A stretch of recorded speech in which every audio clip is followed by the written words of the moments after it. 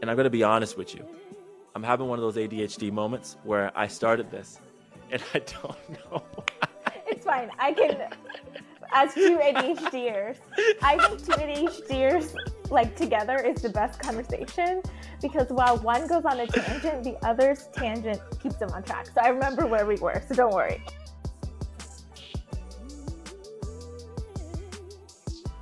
Hey, what is good, everybody? It is your boy, Jonathan Dumont, back again with Highly Visible and a Little Misunderstood. Welcome. This episode is number 3 in our series, Entrepreneuring While BIPOC, where we are diving into the incredible stories of BIPOC entrepreneurs who are changing the game one bold move at a time. Before we dive into today's conversation, if you missed last week's conversation with the fabulous Dr. Allison Kaneshiro, do yourself a favor, go ahead and catch up on that. I dropped the episode link down below. She dropped some serious gems, y'all, about navigating the entrepreneurial world with a heart full of purpose and a mind geared for equity in education. Trust me, you don't want to miss that episode. Now to today's guest, Ashmi Patel. Y'all. Ashmi is a really good coach, and I'm serious. She had me like reconsidering throughout our entire conversation the way she approaches her life coaching methodology. It's really, really dope.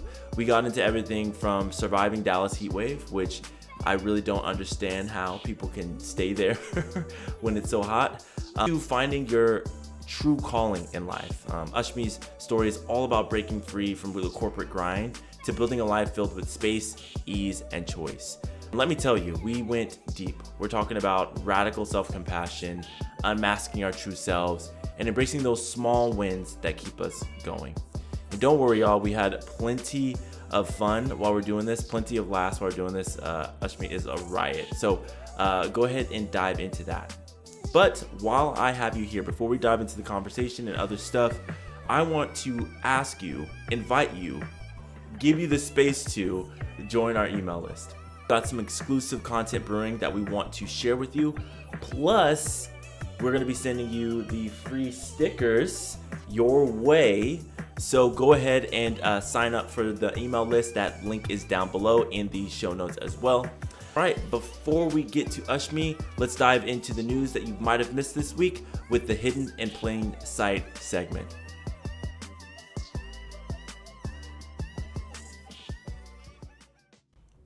All right, y'all. So today we are diving into a monumental shift that could change the lives of millions of Americans, especially those on Medicare.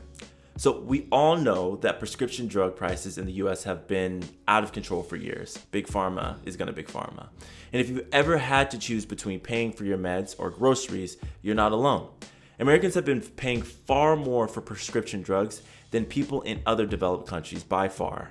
But here's some good news.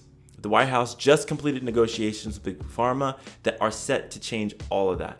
The Inflation Act of 2022, which was passed with a tie-breaking vote from Vice President Kamala Harris, hopefully soon to be President Kamala Harris, we're finally seeing some relief. Department of Health and Human Services has struck deals with pharmaceutical giants to slash prices on 10 of the most commonly prescribed and expensive drugs for seniors on Medicare. This move is expected to save Medicare $6 billion in the first year alone. That's billion with the B, y'all, and save seniors $1.5 billion of out-of-pocket costs. Let me break that down for you. Imagine you're one of the nearly 4 million Americans on Medicare who rely on Eliquis to treat blood clots. Right now, you could be paying hundreds of dollars a month, but starting in 2026, that price is going to drop by at least 56%. We're talking about saving billions of dollars nationwide. And for many seniors, this could mean the difference between getting the medication they need or going without. And it's not just about today. This isn't a one-time thing. More drugs will be selected for price negotiations each year, up to 15 more in 2025, and 20 every year after that. So the savings are only going to grow from there. This is historic, y'all. For the first time ever, Medicare is negotiating directly with drug companies, and it's a game changer. So if you or someone you love is on Medicare, this is news worth celebrating.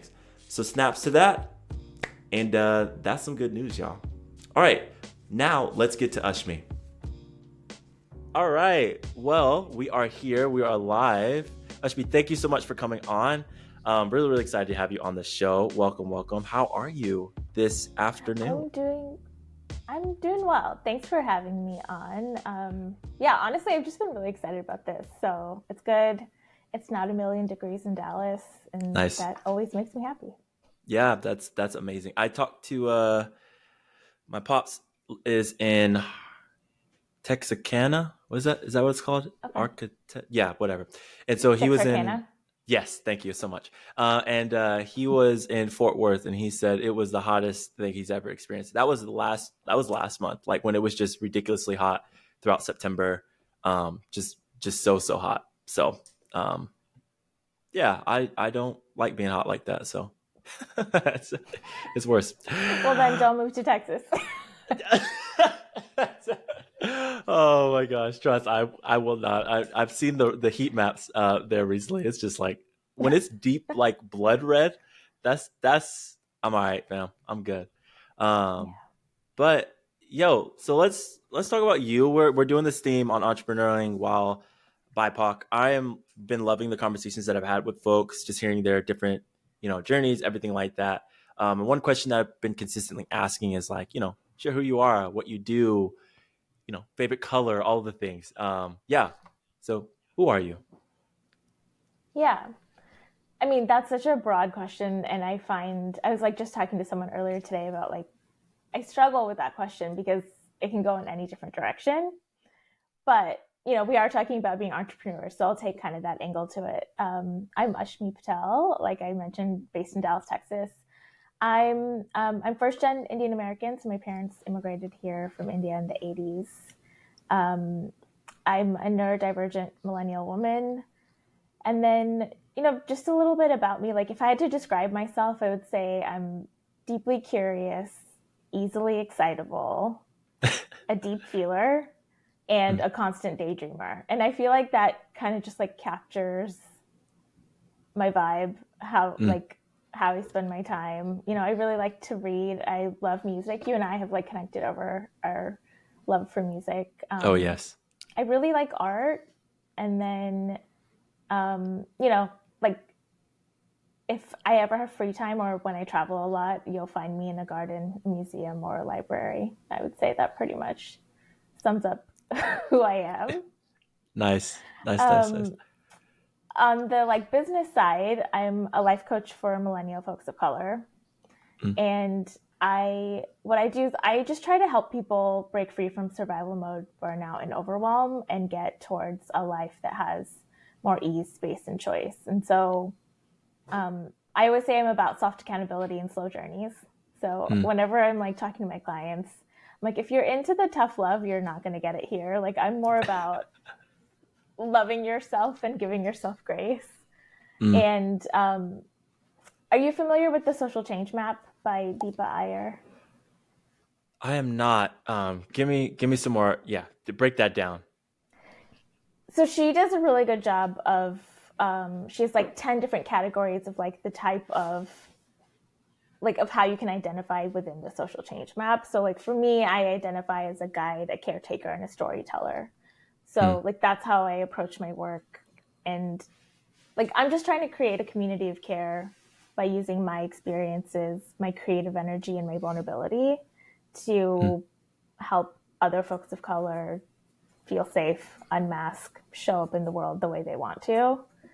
Um, so yeah, that's like my little spiel about who I am and how I like to show up. I love that. I love that. And I purposely asked that question to like start off our time, and it being more intentionally open ended because I think one, well, it serves a purpose because it's like some people are like, well, give me a little bit more direction and I do that. But others, it's like, I think what bubbles up to the surface is like those parts of you that are just like you want to share it with the world, like that are like so that are close to you. And I love, just the breakdown of different aspects of you, not only how they interlace with you as a person, but like now you as a business owner. But now that these two things are not necessarily separated, they're like there's just like this intertwining work that's going on. And I really, really do I really do love that. I really, really do love that. So sweet. Yeah. What about, okay, so you said something and I saw it in your bio as well, about like a life of with space, ease, and choice. And I just really want to like dive into that a little bit more because I resonate with that message, and I feel like millennials are really resonating with that. And so I'm curious, could you like share more about what that is, how that shows up in your work, how that shows up in your life? Yeah. Thanks for asking about that. I love talking about it because I picked those three words specifically because I do find that, like, I found that me and my friends and other millennials around me didn't have that. Like, I think a lot of us, um, especially, folks of color, children of immigrants, getting into adulthood would like wake up and look at our lives and say, oh, like, I didn't necessarily choose this life. I followed all of the things that people told me I should do and all of the things I should have been. And now I'm like living this life that just doesn't feel authentic. Mm-hmm. And then the ease and the space are just words that really resonate with the kind of life I'm trying to build. And a lot of people that I talk to are trying to build, of just like having space to actually be present and enjoy the things that you have in your life, or just even having the space to figure out what isn't working. Because a lot of times you might know things aren't working, but you're just like moving so fast that you can't even look around and figure out what pieces aren't working, because you're like constantly going to the next thing. And the ease is just more about, I think life is hard on its own. Like, life is just hard for most people. And I'm not in the business to make it harder. I would like to make it easier for myself and for others. And I think that's where the ease comes from. So, yeah. I really enjoy that too. And I think about one of the very first bits of our tips that I got from a friend of mine who's been a coach for a little while already, and a business owner. She said, the number one thing that I would tell myself when I first started is like to celebrate the little wins. And she had shared that like I just feel like I'm constantly grinding, that like even all of the wins that I did have, like they didn't mean anything to me. Like I didn't pay attention to, it's not that they didn't mean anything, but like I didn't pay attention to them. And like not even providing space. And I think about that in the grander context of just life, right? Of like, I don't know how we got to a point where we don't even celebrate like the cool things that happen in our lives, where it's just like, I think about like, I have to be reminded of the cool stuff that I've done in my life, or done or have accomplished. And like how sometimes I just feel like, damn, I haven't done anything. Like, damn, like I've wasted this time. But like there's something to creating space, and like just being in there to like reflect on your own journey, not even just your own accomplishments, but what have you overcome? Where have you been? And even just to be, there's just something about that, just being part, that I'm leading into in this season of life, personally. So I love that there's like these themes that just like we need this, like space, ease, choice. I love that. Yeah. And like listening to you talk, you were mentioning, like you said the phrase, this is my coach hat, is like, it's on. And it, yeah, like, go ahead. Things you said, coach gonna coach. You're like, coach gonna coach. Exactly. You're like, like we don't celebrate our small wins. And so a lot of times we'll be like, what did I even do or accomplish? And that time was wasted. And I think I'm trying to help myself, and just like anyone else around me, to reframe, to be like, what did I learn? Mm-hmm. Because we're so obsessed with like outcomes and products and being productive and all those things. And it's like, even if you don't necessarily have something like in quotes tangible to show, you definitely learned something in the process, because we're always learning and we're always absorbing. And I feel like I'm trying to reframe the question for myself of like, what did I learn rather than what did I like do, produce, or achieve? Because we also don't celebrate learning and growing and evolving. That's so good. Yeah, I now that you say that reminds me of like, yeah, that's a anti-capitalist like mindset too that you're like leaning into of like there's a phrase and I can't I want to give credit to this person and I'll probably share it as a resource in the production notes. But basically there's like these phrases that are just like anti-capitalist. And one thing is to like do something for the joy of doing it. Like create for the joy of creating, like without like the purpose of outcomes. And I love this idea of even coupling that of like, what did I learn?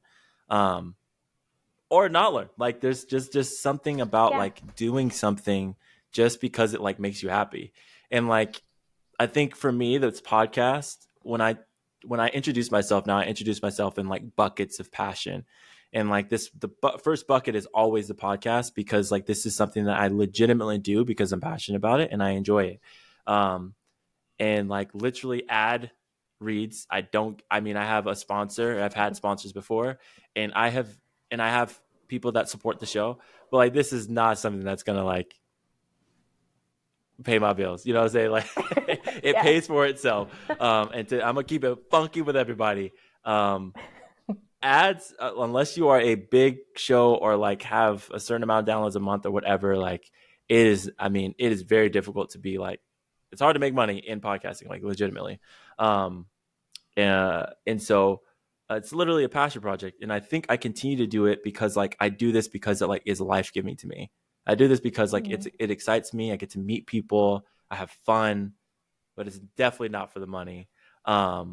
And like, I think a part of it is like, there's an impact too for folks who share, like we talked, you like the show. Somebody I talked to earlier today said it's a really good show. And I'm like, that makes me so happy. Like, yeah, it just makes my heart just light up of like, thank you. To a certain extent, I feel like, an artist, like creating, well, no, I am an artist. I'm a creative creating something. And sometimes 9 times out of 10, I'm not going to receive or hear or like see the impact of what I'm creating and putting on the internet.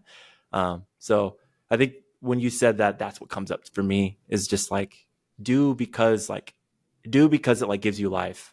Not because you are going to receive anything out of it, which I think that there's something to that. Yeah. I'm gonna take that back. And also thanks for pointing out that that's like an anti-capitalist way of looking at it, because I'm always trying to build an anti-capitalist business, but the fact that we're all doing it in a capitalistic society is always just like really hard. So it was helpful to hear that like reflected back through that language. Yeah. Thanks. Yeah, absolutely. I'm gonna try and find that thing because a client sent it to me when we were talking about this. Um, of just trying to break away from it and like the things that we do for fun. Because I think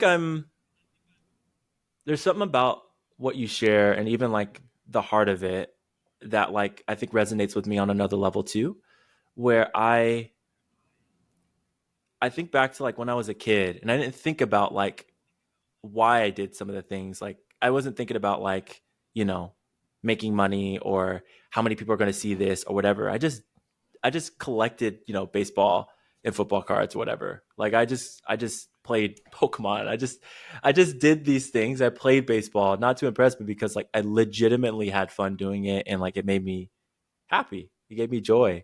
And so how do we yeah, I think when I think about anti-capitalism, I think I'm constantly trying to get back to that like childlike wonderment of little Jonathan. You know what I'm saying? Just like I just want to do stuff because I'm just it's fun as hell. Yeah. I mean, that's why I added the easily excitable when I describe myself.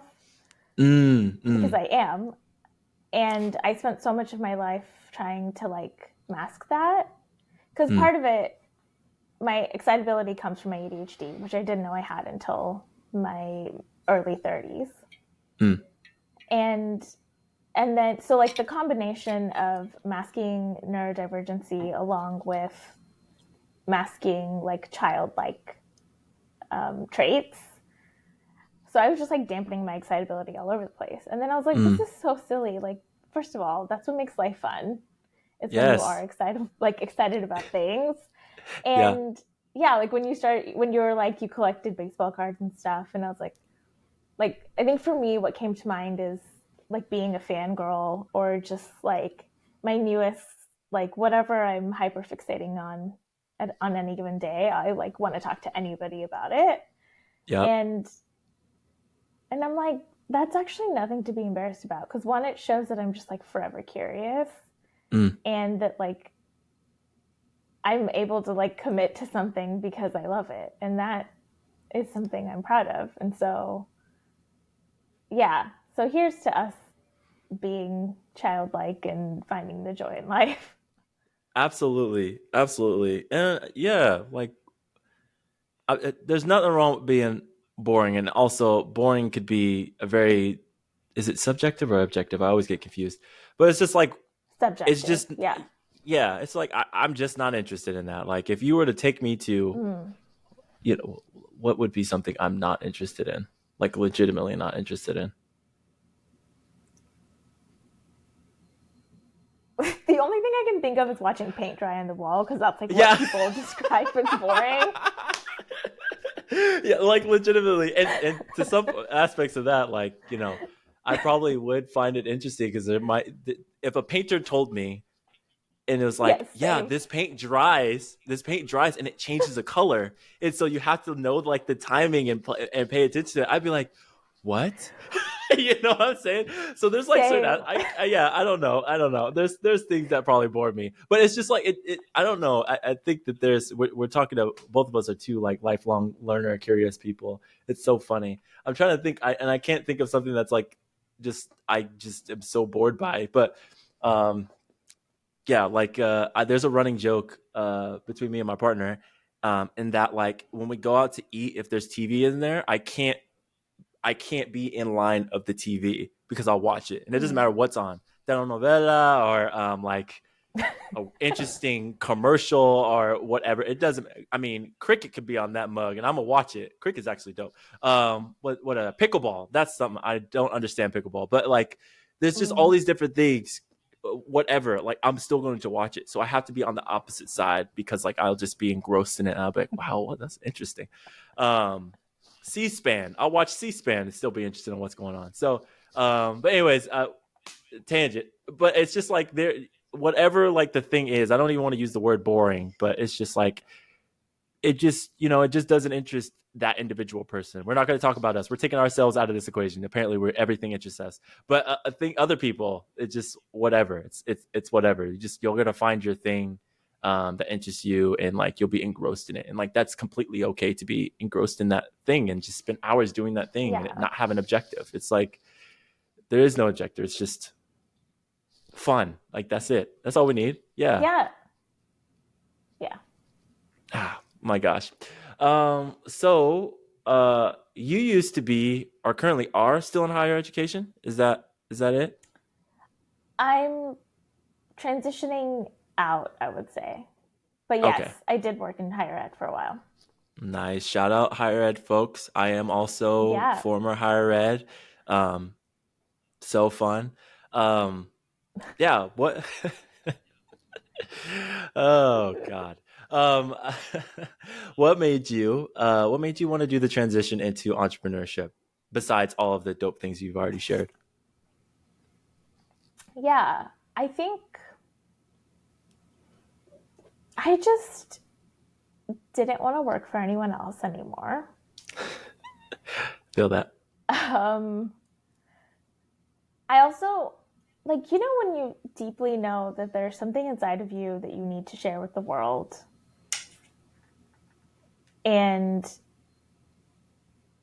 I think I always thought that I would have this moment where, like, everything clicked and then I'd be able to share the thing. Mm-hmm. And I think I got tired of waiting for that moment for things to just click and was like, Mm. well, why don't I just give it a shot now? Um, And I also want a life that isn't like I don't want to build my life around work. I want work to fit around my life. Mm. And when you're in like a very typical 9 to 5, it just felt impossible to do anything outside of work. Mm. And that was not a life that I wanted. And like I really want to live abroad. I really want to travel. I really want to spend time with people when I want to. Like I can take long lunches right now and not feel bad about it. I spend so much more time with the people I love. Mm. And so I wanted all of that freedom, and I was like, I think starting my own business is the only way to like really get that. And then I also, like I found coaching, and that just really felt like all of the things that I wanted to and needed to be doing. Mm. And also like the style of coaching I do is pretty, like I I don't do the type of coaching that's like career coaching or is going to like help somebody climb the corporate ladder or any of that. And so I felt like if I did coaching within anything else besides my own business, I wouldn't be able to authentically coach somebody Mm-hmm. else because the Yeah. things I Yeah. would be saying would, like I just wouldn't be able to have integrity and be like, I think this job is killing you, but I feel like I have to keep you at it in order to like fit within the expectations of everybody around me. Mm. So those are all the reasons why I was just like, I think it just makes sense to try to do my own thing, because Mm. it's just really hard to find something that aligns with all of the values that I was looking to be aligned with. Mm-hmm.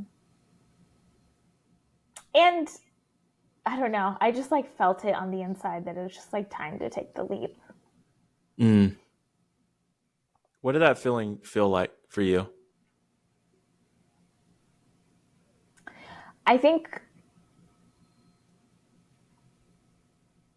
for me it was, I would rather try now and have it not work and then have to go back and get a job than be at a job and constantly be thinking, well, what if I had my own business? What if I had Mm. my own business, right? Like that what if I think would have just like killed me on the inside. Mm.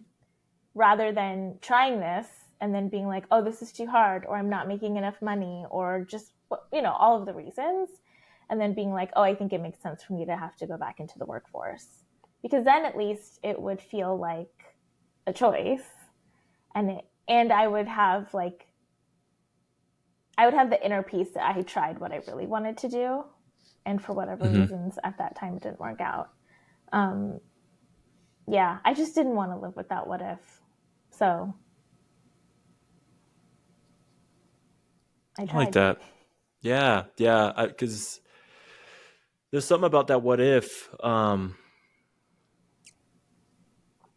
It's, I don't know. You hear about when folks get to the end of their life and like their biggest, I don't know if it was, I don't know if this is an actual study or whatever, but like I've just heard some stories or whatever. And it's just like, they wish they spent more time with their friends. They wish they did more things that they love. They wish they traveled more, whatever. Of these things that like just make like, I'm just like, those are all the things that I want now. And like, I don't want Same. any of those things to be my what ifs. You know what I'm saying? And something you said reminded me of a conversation I had with a family member a few years ago. And I was telling them, about, I think about work stuff. And I was just saying, like, I just don't, like, I want to be able to go on vacations. Like, I want to be able to, like, enjoy life and have, like, time and space. And he's from an older generation. He was like, like, well, you just work hard and then you get to have the life you want, after you retire. I'm like, dog, why would I wait 40 years? Why do I wait till, another 30 years and then enjoy life? Why can't I do that right now? Like, why can't I have this time and space and, like, just utilize that time now? Like, and you literally don't have to be like uber rich to do that. You know what I'm saying? Like you really don't, to do the things that you really want to do. Like I don't have to be super rich to spend more time with my family. You know, Mm. I don't have to be super rich to, if I want to be travel abroad, you can make it happen. There's things that you could do, right? I just don't want money to be the reason Yep. why, and like the handcuffs to be the reason why I don't lean into that what if and try and do my own thing and create the life that I want to live now. And I want to do it outside of an MLM kind of like deal. But Yeah, for sure. it's, yeah, the MLMs be charged literally, promise the world those things. Anyways, so it's just, yeah, I resonate with that of just like not having that lingering and nagging what if in the back of my mind, as I'm trying to like live my life. Yeah. Yeah. I also early on like learned about myself that I'm not motivated by money. Like it just Mm-hmm. doesn't get me up in the morning. And so I was Yeah. like, oh, so I do know that whatever I end up choosing is going to have much more, just like I'm going to need more intrinsic motivation than like, oh, they pay you, so you have to go. Mm-hmm. Um, and also like I lost a best friend of mine last year. She was only 35, and Mm. that changes you. It changes the way you look at the world, and it also makes you realize that this idea that like you work hard when you're young to enjoy your life when you're old, you're making so many assumptions that Mm. like you'll make it to old age, that you'll be in good enough health to enjoy all the things that you've built. Um, like we don't even know what the economy is going to be like, all this money that we've saved, like if that's even going to, there's like so many assumptions in that model that, like you, I was like, I want to enjoy my life now. And I don't want to make myself so sick that when I have all this money and time Mm. off, that and then just too like jaded, tired, sick to enjoy it. Yeah. Yeah. I just remember the times where I was still working for other folks and like how much sick time I would have or how much vacation time I would have. And I think last year was the very first time that I took a vacation out of the country. Um, and like we just took like almost 2 weeks off and just like didn't work. And like Mm. I've never done that before. And just how bad I felt initially, how like concerned I was about work. I wasn't concerned when I was in um Tahiti. Like I was unbothered when I was, my feet in the water. But like I think on the way there, I was just it was so hard for me to be like, I just gotta I gotta work, I gotta do something. Like I can't just not work. What about money?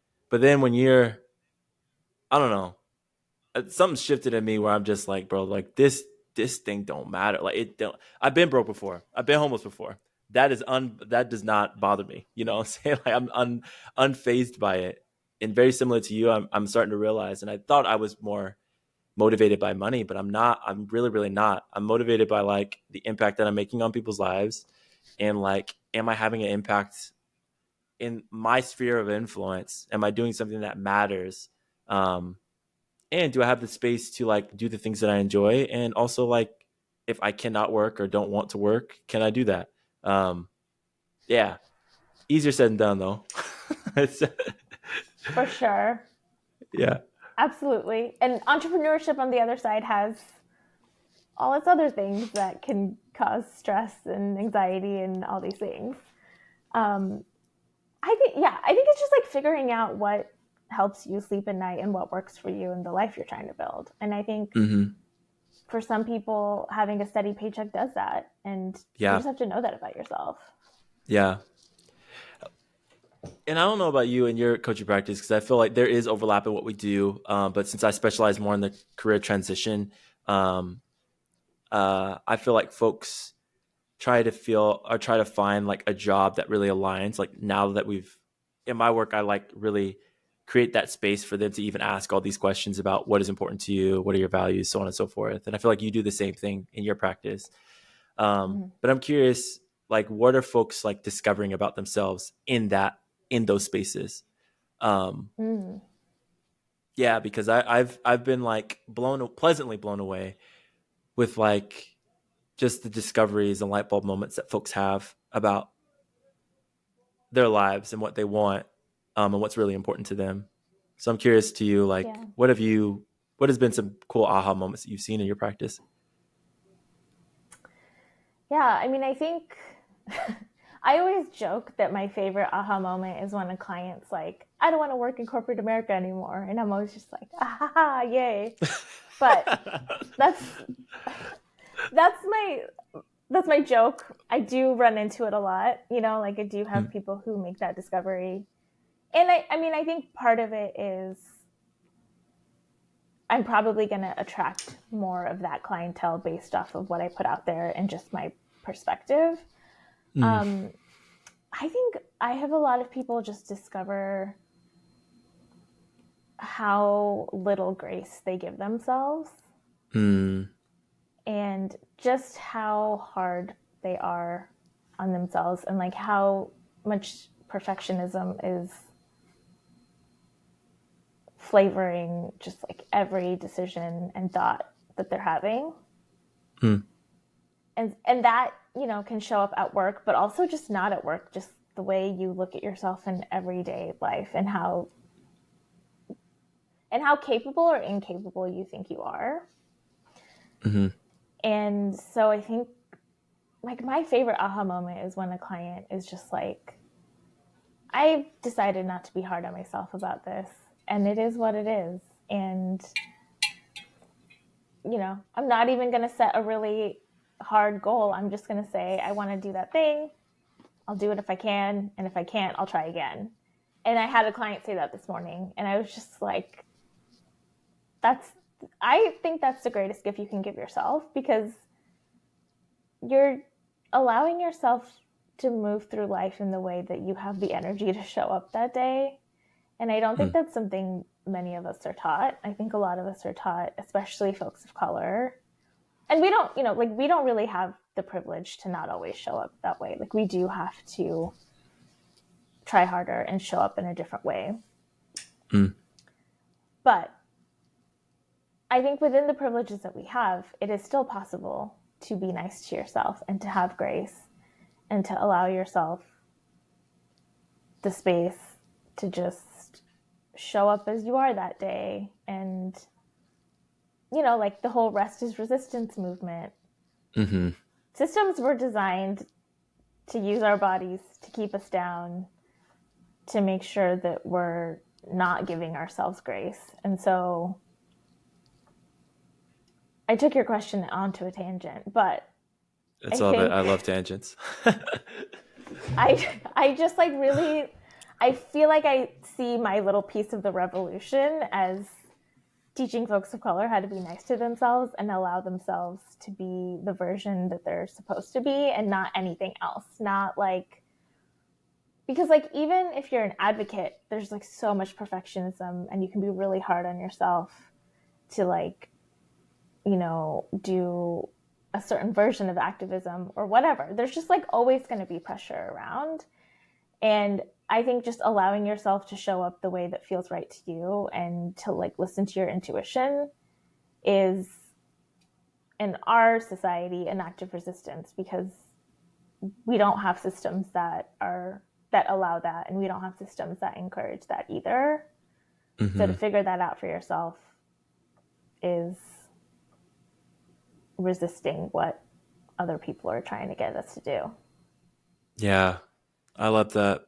And what's interesting is that like I work with a lot of folks that are, or have worked with a lot of folks that come out of the nonprofit space.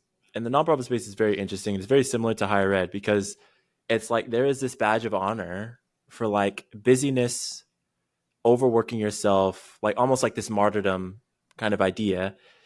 And if you have not put in the time, effort, amount of years, whatever,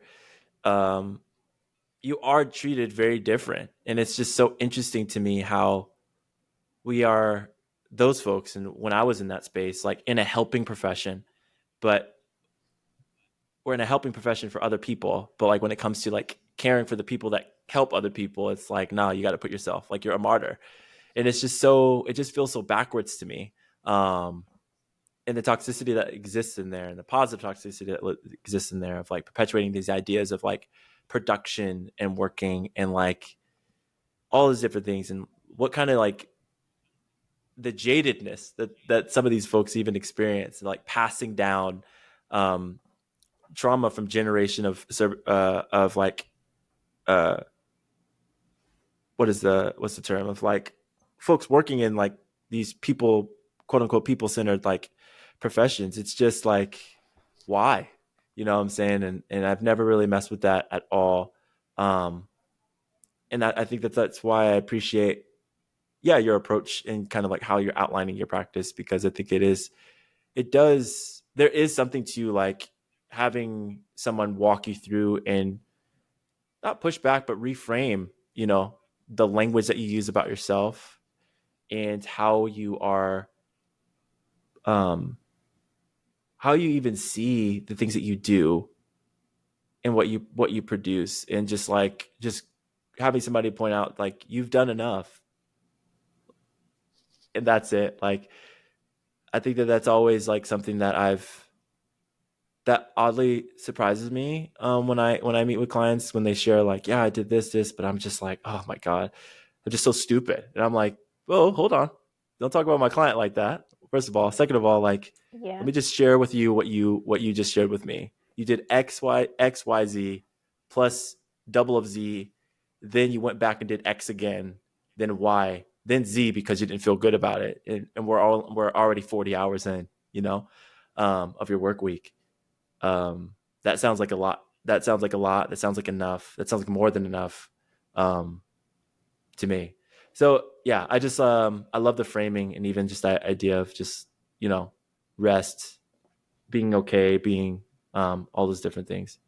Mm. Your work is needed, fam. your work is Thank you. your work is needed. Yeah. So Ashmi, how did you get here? Like, you as an individual, you shared a little bit of your story, but I'm curious, like, what role has your identity like played in getting to you to this point, in your like coaching practice, and like how you view life, and how you view, even work in and of itself. Like, yeah, how did you get here? Yeah. Yeah, I mean, I feel like this question will help me answer some of your previous questions that I like went off on tangents on. Because I think, earlier you asked me like, why did I choose entrepreneurship? And I think being able to honor my identities was one of the biggest driving factors for that, because I just didn't feel like I could be authentic in a work setting. And I don't think I necessarily realized how much I was masking until I started my own business. And right? And I think folks of color can totally resonate on the masking. Like, you just learn how to code switch early on. Like, I can remember the moment when I was a kid that I learned how to code switch. I didn't even teach people how to say my name right till I went to college. Then I learned I have ADHD in my 30s, and I learned what masking is for neurodivergence. And I'm just like, oh, like, I mask everything. Like, I mask so much I don't even know I'm masking. And so I think like all of those, and then like I'm a child of immigrants, and so like, and I'm a practicing Hindu. So like growing up in Texas as a non-Christian, non-white person, Dang, that's a lot. right. That's already Like, a lot. That's already a lot. you're third culture kid. You're like trying to figure out how to like honor your culture while also figuring out, because I am American, like I was born here, all those things. And there is no guidebook. There's no like, this is how you do it. There's just like a lot of expectations and opinions. And like, luckily I had a lot of support, and I had a loving family and lots of friends and all those things. But like, you're still just like kind of left on your own to figure it out and make sense of everything. And I think when I look back on my life, I'm like, oh, it was just a bunch of trial and error for me to get here. to Yeah. be able to say, like, this is the life I want and this is what I'm going to build. I wish I had learned earlier on how to be nice to myself during the trial and error and not see it as like failures and see it more as like experiments or just like trying things. But, you know, just like a lifelong of being a people pleaser, trying to be like the version of myself that I thought I needed to be. Like, I was supposed to go to dental school. That was awful. Like, you know, like I decided not to do that. I studied religion, which was like what deeply interested me. But like, you know, getting my master's in religion was great, but it was also so terrible because I had undiagnosed ADHD and I'm like in the corner of a library trying to write, and I didn't Yeah, I was really about to know how to say. write. Like, and I was just like too embarrassed to tell anybody that it was that hard for me. Like, there's just so much shame. So I just didn't tell anybody. And I had just like deep anxiety. And like, I think what got me here is going through all of that and realizing, like, this ain't it. I don't want to keep doing that because it is dampening the joy. And I had so, like, during all those times, like, I still had so much joy around me. I just wasn't present in any of it because I was too tired, or I was masking, or I was too anxious, or I was just feeling really bad about myself. And I think I got to the point where I was just like, I have a lot of really good things in my life.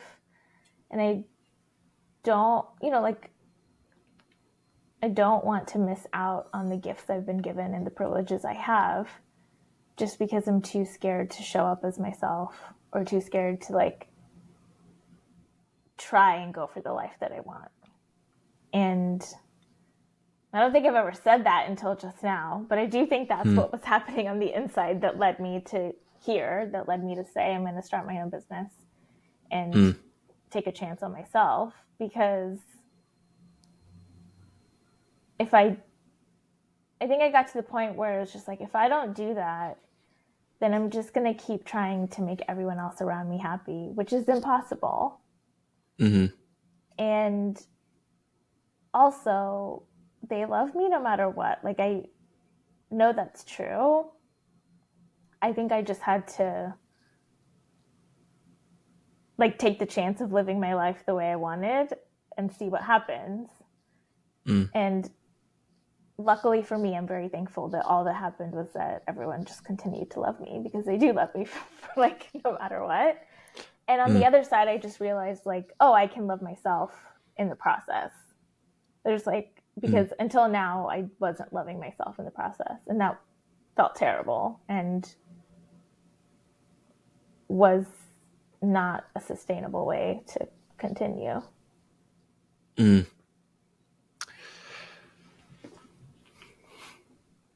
Yes. Thank you so much for sharing that.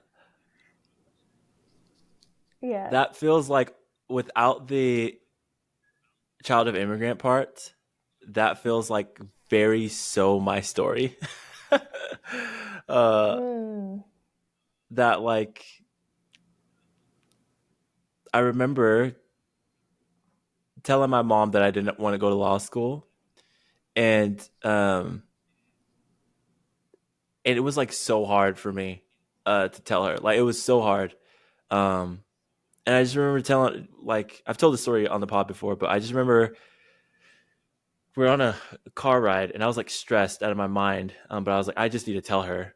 And I just was like, hey mom, like, you know, I don't want to go to law school. She's like, okay. And I said, mom, like, I can't, like, I don't want to go to law school. And she's like, John, and she started doing my mom be preaching sometimes. And I said, mom, I just need you to like listen to me. I don't need you to say anything. I need you to tell you things. Like, I do not want to go to law school because I don't know. I don't think that that's something that like I've ever wanted to do. And I feel like I've wasted 4 years of my life. And I have no idea what I'm going to do. I just know I don't want to do that. And the thought of it like gives me crippling anxiety, to study for the LSAT, to do all this stuff. And it's not that I can't do it. It's just that like This is not something I want to. And she was like, Jonathan, you could be a clown for all I care. I do not care. And I just remember the relief I felt, um, just like hearing my mom say that. And then all of a sudden, that's what started the journey, almost 10-year journey of like figuring out what the fuck do I want to do though? Like, what does Jonathan want to do? Yes. Because I had never really given the space to ask the question of what I wanted to do. Even when I got my master's degree, I was like, this is very fun. This is very interesting. And I just told people I want to be a consultant, which I really did want to do, but I didn't know the ins and outs of that. And I continued to bounce around from job to job. And very similarly to you, it's like something you said earlier of like, when you find that thing that like almost feels like a calling or your purpose, or like, this is what I was like created. This is why I'm here. Not just because I'm good at it, but because like there is a feeling of home, like this space of like what I'm doing feels so familiar. It feels like I've been doing this all my life, and probably in some respects I have been doing this all my life, but I didn't know that I could do this for a living, for work. And it not necessarily, it feels like work. Don't get me wrong. Like, folks say that stupid thing of like, you find something you love doing, you never work a day of your life. No. They're lying. I agree. There's so many bullshit. Yeah, it's such bullshit. But it's like, when I'm sitting here and I'm just like sitting with somebody and they just have this realization, and they were like, I did not think of that at all. And I just point something out. And I just repeat back what they say. I'm just a mirror, a reflection of what they say. Yeah, I'm like, you said that. I didn't do anything. I'm just enjoying the view up on this balcony now. It is damn, like this is like a feeling. I literally love what I do, and I did not think I was going to be able to find that. I did not think I was going to be able to find it. Not in my 30s. I did not think I had no idea when I was going to find it, but same. Like, I wouldn't trade the journey that I've been on, because I probably wouldn't have been here. Like, I don't think I would have gotten here. Honestly, I don't think I would have. Yeah, I totally agree with that. Like, I think, especially once I got my ADHD diagnosis and I looked back, I was like, holy shit, everything in my life makes so much sense. Yes, yeah. And, like, it's just like, oh, like, it just felt like someone took a filter off my life and I could see it clearly. And, a lot of people talk about this moment when people get diagnosed as adults, where you do have a moment where you like have to almost like mourn or grieve what your life could have been had you known this whole time. Yeah. Straight A student in college. Right. Straight A student. Yeah.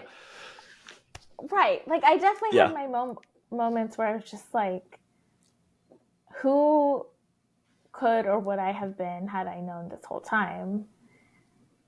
And then I go back to what you just said of like, I don't think I would have been here if my journey was different. And yeah, I agree with you. I don't think that I would appreciate it for what it is. Yeah. Maybe I think that's actually more accurate. Yeah. Right? Like, I think I would have ended up here, sure. But the deep appreciation I have for what I get to do, the people I get to meet, and the fact that I like finally have a place where I just like feel settled. I feel like I can be myself. Like, in front of my clients, I'm like completely unmasked and myself. And I just never, and if I'm not feeling well or whatever, I don't have to lie to them. I can just like tell them the truth and say like, can we reschedule or what, and I give them the same grace. And I think I'm grateful for my journey for all of those reasons. Like, for me to be able to be grateful for what I have, but also just have way more empathy and deep understanding of what my clients come to me with. And like, my clients all the time will like spew what's in their mind, and then they'll be like, I know it's ridiculous, but, and I'm just like, it's not ridiculous. And as a matter of fact, like, I just went through the same spiral myself yesterday. It's not even like, oh, I went through that last year. It's like, we all go through it. Yeah. But if I didn't have those experiences, I wouldn't be able to have any sort of real empathy or compassion for other people going through it. And I do think that that is what makes me good at what I do. And so for that, I'm thankful I went through it. Yeah. I'm reminded of this idea of like radical compassion. And I even like think of like radical self-compassion around self and like how I I sometimes I give this exercise for my clients, but I try and do it myself. It helped me in the beginning of my journey of like not self-actualization, that's not the word, but I don't know, self-love, and just like Mm-hmm. reframing of like how I see myself. And like it's like literally looking in the mirror and like saying all those things I need to hear about myself. Like, you are smart. Like, you are worthy. You are very handsome.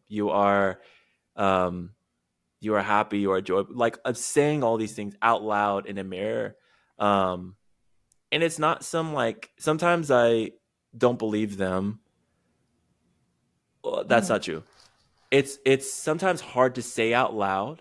And then when I say it and I see myself saying it, it's like, God damn, like I need to hear that. Um, Sometimes I will like record something and I will like play it back some other time because I'm like, what was I saying?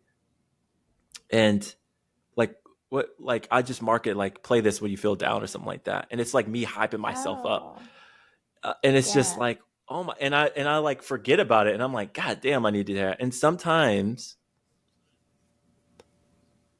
it's like a coach is fantastic to do that, but the biggest aha moments are not the words that I develop and come up with and give my clients. The biggest aha moments are me saying to them, right, and reflecting back to them is like, yo, like I've been here. This is what helps me. And I really want you to try this practice. And we're going to do this practice right now. Like if you were coaching yourself, if you would give yourself advice, what would you say to yourself? And I would just say back what they said. And it's like, God damn. Like the compassion that they're willing to show them when they take themselves out Mm. of the equation and you know, and because I've just seen what it did for me. Like it's just sometimes our biggest like champions and cheerleaders and supporters and encouragers and it can really come from ourselves. It can come from within, and so I just like love this idea of like radical self-compassion, radical compassion, and like that being just like this in a coaching relationship can be so like incredibly powerful. Um, uh, and I'm gonna be honest with you. I'm having one of those ADHD moments where I started this and I don't know why. It's fine. I can, as two ADHDers, I think two ADHDers like together is the best conversation because while one goes on a tangent, the other's tangent keeps them on track. So I remember where we were, so don't worry. Okay, fantastic. I do not remember why I said that. Oh my God. Um, you got there because I said I was like grateful for the journey and my journey, and like if I didn't experience it, I wouldn't have been able to have compassion and empathy for my clients. Yes. That's how we got Yes. there. Yes. And So, okay, thank you. So, yeah, okay, so the radical compassion piece comes in with like appreciating the journey, appreciating where you've been, shouting yourself out for what you've accomplished. I put accomplished, right? And I brought in the concept of what accomplished is. It's like you woke up, you're breathing. And sometimes like folks are dealing with anxiety, depression. Is like the fact that you are up and you are like having this conversation with me like that. Yes. Yay. You know what I'm saying? yep. Cause I've been depressed before where I couldn't get out of bed, where I couldn't leave the couch, where I couldn't, just crippling. Um, it's just like you're continuing to move forward. And I think that there is something about that, celebrating, going back and bringing it full circle, celebrating those small wins and those little tiny, those seemingly small wins and seemingly tiny victories, but like really pointing and putting a spotlight on like how truly powerful and impactful those things are to our daily lives. And honoring the journey that you've been on and not like not like shitting on your own journey. Like there's something about having this radical self-compassion with yourself too. Yeah. There it is, full circle. I did I it. love that phrase, not shit. You did it. All it takes is two people with ADHD to get full circle. We won't say that we go in the circle the whole time, but the circle gets made. It's closed. And yeah, and like not shitting on your own journey. And also while you were talking, I think in visuals a lot, like visual analogies. And I just kept thinking that, because I loved what you said, that like the best part of coaching is when all you really do is like repeat back to them what they said, just so that they can see it clearly or hear it clearly. Yeah. And I'm going to say this now so that I remember to use it later. But it just makes me realize that like coaching is as if somebody's looking at themselves in like a funhouse mirror, and you as a coach just come in and put in a regular mirror so they can see themselves. Yes. Oh my God, right? that's such and good to imagery. Be like, oh, you thought you were looking in a mirror, but that was like a funhouse mirror. It was distorting the truth. Yes. Here's the real thing. Try again. And then they're still doing all the work. Mm-hmm. Yeah, that's a really good analogy. Yeah, and you know, I had a couple of those moments with the client this morning, and she's like, "Oh, I just like needed to talk this out to realize it." And I'm like, "Yeah, I think we really underestimate the value of verbal processing and having an active listener who can like pick out the things that you said to repeat them back to you so that you can process them properly." Mm-hmm. And it is so useful, and it can help you learn and realize so many things about yourself. Yeah. So that's I don't know if that was a tangent or whatever, but I was like, this visual is like really popping into my head and I have to say it out loud. Yeah, I like that. I do. And it's very, very true. Coaches help you, I don't know, see the true reflections there that exist. They even in a fun house. Amazing. Ashmi, what are you working on that you're excited to share with the world? Ooh. I mean, or I think right now, I phrased that wrong, but go ahead. Okay. Oh no, wait, go ahead. You can rephrase it if you want. Well, I said working on, but it doesn't have to be something you're working on. It could literally just be something you're excited and you want to share it with the world. It doesn't have to be work related, okay. But yeah. Yeah. I mean, I think I have all these ideas like swirling in my head. A recent idea that I think will come into fruition in the next couple of weeks is I'm trying to figure out a way to use my creativity to share like my coaching perspective and learnings. And I never even thought I would be somebody to do that because I never like identified as an artist, right? Because I felt like I wasn't formally trained or like all these things. But art helps me process, you know, like just now, like I had to get that visual out, and so I'm like building up the courage to add that as a way that I share insights and learnings. So I'm excited about that. And then, you know, I'm just like always excited to tell people that I have like coaching availability, and I'm just looking to meet the next person that is going to teach me things. Because my favorite thing about coaching is that we as coaches learn just as much from our clients. Yeah. And it's just like the perfect avenue to meet lots of different types of people and open your mind and give you more empathy and compassion. And so, yeah, those are things I'm excited about. Amazing. Well, I have kept you long enough. This has been super fun. When you get two ADHDers on a call, you never know what you're gonna get, but I think we struck gold. Yeah. Yeah. Oh my God. But I would love for you to just like where can folks find you, connect with you, all those different things. Obviously, I'll put all the links and different whatnots that you share inside the show notes, but just really want to give an opportunity to plug any and all things that you got popping off for you. Yeah, cool. Thanks. LinkedIn, Ashmi Patel. I would say that's the best place to find me. That's where I put all of the good stuff. My website, ashmipatel.com. So that'll have just all of the information about me, but like the different types of coaching packages and just my modalities. And then if you are into Instagram, I'm also on there at Ashmi Patel Coaching. So that's where you can find me. Nice. All right.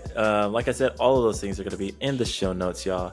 Thank you so much, Ashmi, for coming through, sharing your heart, your wisdom, your passion, your story with us.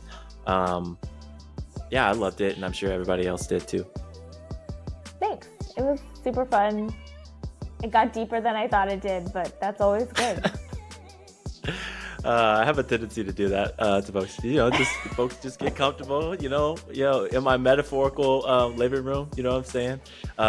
A dream, real quick, a dream of mine is to there is a spare room in not spare room, it's our office, but I want to set up almost like a couch situation and just chill and have a dedicated couch, and it's just Highly Visible Jonathan. It's just interview folks in a cool way. It's just It'll be so fun.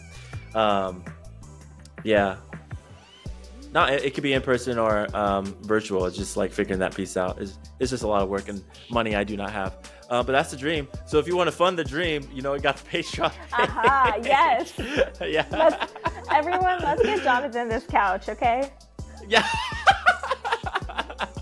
Couch 2024. I love it. All right, Ashmi, thank you so much.